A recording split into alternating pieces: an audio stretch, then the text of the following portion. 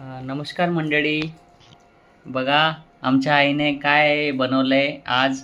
हे बघा, हे नॉर्मल मॅगी आणि ह्या मॅगीमध्ये काय फरक दिसतं तुम्हाला? हे कोणत्या प्रकारचं मॅगी आहे?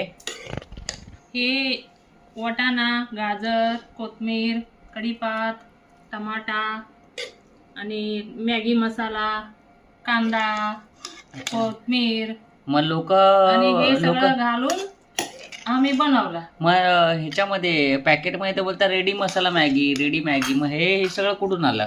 हे असं एवढं सगळं ते कुठून आलं? काय लोक आहे ना, पाणी ठेवतात, गरम पाणी ठेवतात आणि त्याच्यामध्ये मॅगी ओततात.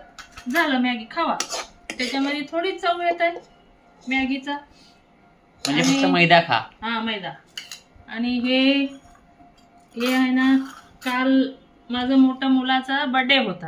हा, ते गुलाबजामुन आणलं होतं, ते राहिलं एवढं. मग या हे गुलाबजामुन आणि मॅगी खायला मंडळी. बघा कशी आहे आमचं मॅगी गुलाबजामुन.